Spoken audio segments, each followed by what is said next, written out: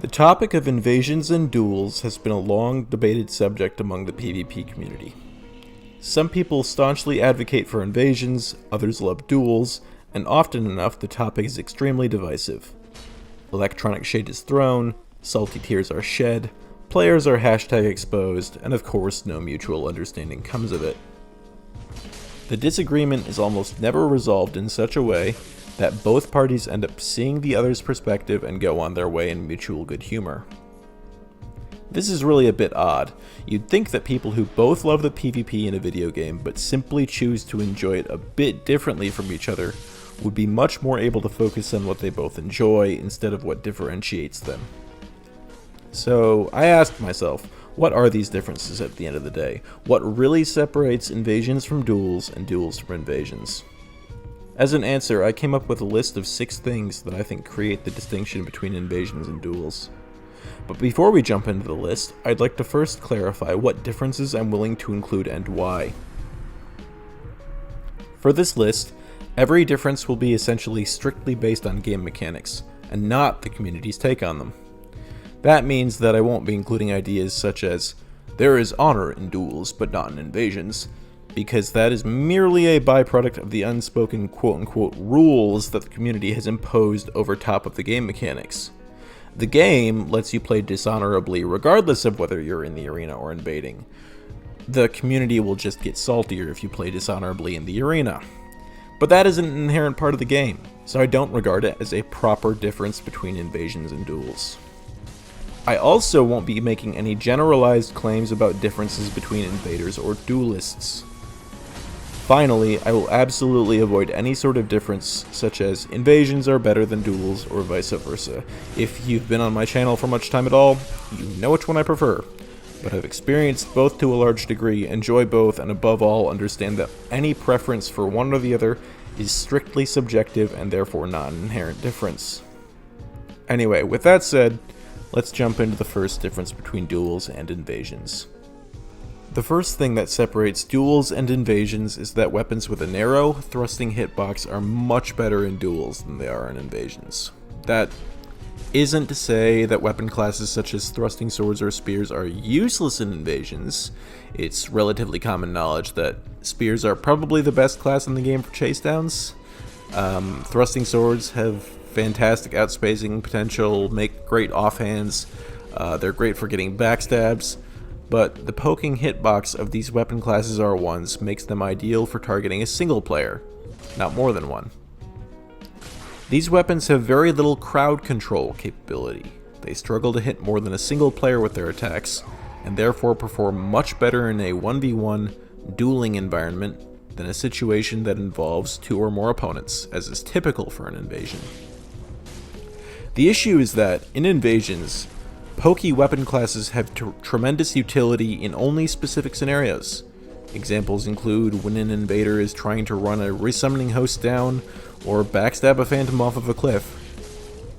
But in duels, thrusting weapon classes are strong pretty much always, whether you're at full health or your tears of denial have just been popped. So that is difference 1 to me. Weapons with straight hitboxes are better in duels than in invasions. In 2016, Perry King Ouroboros put out a video titled Dark Souls 3: How to Win Invasions. In it, he featured 3 builds, all of which were focused on doing massive amounts of damage to people before they could heal. Whether it was through a Hornet Ring Black Knight Great Axe Riposte or buffed paired weapon true combos. In doing this, Oro basically immortalized himself in my mind as being associated with burst damage, as I've learned to call it. So, in honor of Ouroboros trademarked burst damage, I'm going to group the next 2 differences under the category of the Ouroboros difference. The first of these next 2 differences is very simple. A weapon's damage per hit matters significantly more in an invasion than it does in a duel. When the dueling community creates a weapon tier list, the common adage goes, first moveset, then range, and only then damage. The theory is that theoretically, a weapon can have all the attack rating in the world, but if you can't land a hit with it, it's completely useless. On the flip side, a weapon can have very little AR, but if it allows you to hit your opponent extremely easily while your opponent struggles to hit you, you can theoretically hit them an infinite number of times before they hit you once. Now, in practice, look, this is ridiculous. If your weapon does 4 damage a hit, your opponent throwing on the Sun Princess ring will make it literally impossible for you to kill them due to regen, no matter how much better than them you are. In practice, damage does matter. It matters a very reasonable amount, but a weapon like the Onyx Blade is quite arguably better than a Dark Claymore in a duel, despite doing less damage per hit, simply because the Onyx Blade has significantly more range than the Claymore does, and an identical moveset besides the weapon art. But in an invasion, a Dark Claymore is pretty inarguably better than the Onyx Blade, because it does much better damage per hit. Onyx still has the better range, but Claymore's damage per hit, which matters more in an invasion than it does in a duel, pushes it far up above Onyx. To illustrate why AR is much more important in an invasion than a duel, here's a clip from a game that isn't Dark Souls 3. This is Neo, released by Team Ninja in 2017, if that wasn't already obvious from the lower left corner. The mission you're about to watch is called Iga Style. The short gist of it is that you're fighting against an entire ninja clan, and I don't remember why, you're like friends with half of them, but whatever, you're fighting now. Anyway, I'm gonna fast forward a bit. I'm only really interested in the last portion of the fight. If you're not familiar with this mission, at the end you fight a guy named Hanzo. He's a ninja friend guy. For the first half of his health bar, you'll notice that despite me not doing great damage per hit to him, I am pretty okay with the situation. I have lots of items I could be using to buff my damage in the lower left hand corner, but I'm not using them at all. This first half of the fight is a lot like a duel. It's calculated, it's methodical, and as long as I play carefully, completely manageable even with quite poor damage on my weapon. However, I know that around half health for Hanzo, all of a sudden the fight is going to change completely. A giant ninja frog is going to drop from the ceiling, and my opponents will have doubled.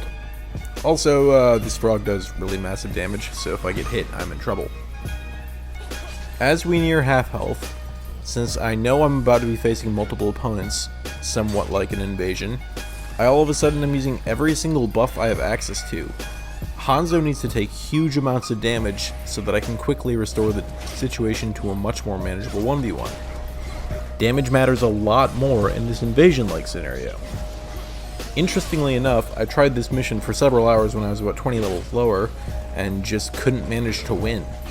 I stopped, did a few other missions, leveled up more, and found it entirely manageable, simply because the boost in AR I gained from those levels made killing Hanzo quickly enough to not get one shot by the frog possible. Similarly, in Dark Souls 3 invasions, if your AR is too low, it will be enormously difficult to finish off phantoms quickly, no matter how good your weapon's moveset and range are. This is especially true given the fact that healing occurs quickly in invasions due to Estus. So, the importance of AR is the first of the two differences between invasions and duels under the umbrella of the Ouroboros difference. It's a difference in terms of weapon utility. But the second difference in the Ouroboros difference is independent of weaponry. It's a difference in playstyle. The second Ouroboros difference, and our third difference between duels and invasions overall, is that an aggressive playstyle is much more important in an invasion than it is in a duel. Let's rewind and look at a few points in the Neo footage again. First, when the giant frog is about to drop from the ceiling. Immediately, my character stops backing away from Hanzo and rushes forward. Instead of being willing to whiff punish forever, I'm forced into an extremely aggressive playstyle, partially because I need to score a lot of high damaging hits on him in as short of a time period as possible, but also because aggression allows me to reduce his ki or stamina to 0 for a riposte. Next, let's look at how my playstyle changes upon Hanzo dying. I stop my mindless aggression and begin backpedaling and blocking a lot. The fact that the frog is now my only target again results in him having my undivided attention, and results in an extremely careful and cautious playstyle once again. Hopefully, the message here is clear. Facing multiple opponents in an invasion, the invader is greatly rewarded for being aggressive, since only tactical aggression allows them to change a situation from an extremely difficult to manage 2 or 3 versus 1 to a much more reasonable 1 versus 1. This is not to say that aggression is useless in a duel, far from it. On the contrary, most of the best players in this game will commonly tell you that since hitting a good player is difficult in a duel, riding the momentum of a single hit through aggression is borderline mandatory if your opponent is good enough. But it's not nearly as tactically valuable as it is in an invasion, since failing to be aggressive merely results in your opponent being able to reset to neutral in a duel, whereas a failure to apply proper pressure in an invasion results in your opponent resetting the fight at the cost of an Estus or 2 at best, and summoning another Phantom at worst. And conversely, extremely passive playstyles like Homing Soulmass Mage or Passive Crossbow that don't work particularly well as an invader are extremely powerful in duels.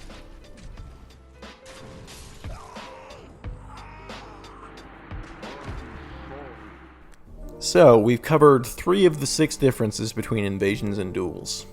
Thrusting weapons being better in duels than invasions, damage being more important in invasions than duels, and aggression being more important in invasions than duels. For a little bit of background for differences number 4 and 5, let's go back to early 2018. There was some drama between the invader and duelist communities in January of that year, and it surrounded the Ultra Greatsword weapon class. An unnamed game economist, we'll call him, so to speak, who covered both invasions and duels, placed a certain Ultra Greatsword at the top of his invasion weapon tier list. An unnamed Demon Scar enthusiast did not like this idea, pushed back, and claimed that there was no difference between the invasion and duel tier lists. Weapons didn't get better in invasions if they were bad in duels. Weapons which were bad in invasions didn't get any better in duels. The Economist responded by saying that this Ultra Greatsword wasn't too bad in duels either, and highlighted a new tactic of walking forward and blocking and trying to predict when your opponent was going to try and swing at you so you could trade. Demon Scar then said that the Ultra Greatswords were the worst weapon class in Dark Souls 3. Finally, an unnamed verticality connoisseur got involved and said that Ultra Greatswords had a place in invasions when they didn't as much in duels, and people were taking this game too seriously by making tier lists and such, to put it nicely. Demon Scar finally responded with a 15-minute video of him ganking with an Ultra called "What Ultra Greatswords Are Good For." At least 33% of people involved acted extremely childishly. I will let you all decide if that percentage should be higher or to whom it should be assigned. But who is actually right? Are Ultra Greatswords the worst weapon class in Dark Souls 3? Do they really get better in an invasion scenario? Or do they stay where they are on the dual weapon tier list? Well, difference number 4 between invasions and duels is that hyper armor is much more valuable in invasions than it is in duels. In a duel, when you get staggered by an opponent's weapon, the only person that can keep hitting you is that same opponent. And since most weapons that are very fast, and therefore will stagger you more frequently, also happen to have low AR, being staggered in a duel is not that big of a deal. Obviously not a good thing, because it offers your opponent a second hit on you, or the ability to continue pressuring you, but when you compare it to being staggered in an invasion scenario, being staggered in an invasion is a big deal, because it represents a moment where any opponent can hit you regardless of their weapon. Chaos Sped Vestiges is particularly hated by invaders because it has strange hit stun properties. It doesn't reset your hit stun like the rest of the game's attacks. This makes combos like Ultra Greatsword R1 into Friendly Phantom Chaos Sped Vegetable into the original player's Ultra Greatsword R1 again possible with proper gank timing. That's a true combo. 5 hits, 4 of them from an Ultra Greatsword. So being staggered in an invasion often results in much more than just a singular opponent landing a second attack on you. Anyone who's invaded for any length of time in this game is familiar with the blender, or many successive hits being landed on you by multiple opponents after being staggered from a single hit. Therefore, any moment when you can avoid being staggered is invaluable in an invasion scenario, and hyper armor can offer a great many of these opportunities. The more hyper armor a weapon has, the better. So far it's looking like ultra greatswords are better in invasions than they are in duels, because they have hyper armor, and hyper armor is more valuable in invasions than it is in duels. However, let's cover difference number 5 before we finalize our verdict.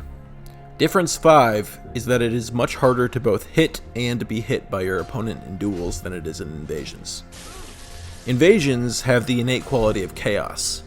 For the host and their phantoms, they need to divide their attention between the invader and PvE constantly, resulting in both invader and PvE being able to hit them more easily. On the flip side, the invader needs to divide their attention between the host and every one of his phantoms. Plunge attacks, attacks from behind, projectiles from distance, all are reasonably consistent ways to deal damage in invasions that aren't nearly so present in duels.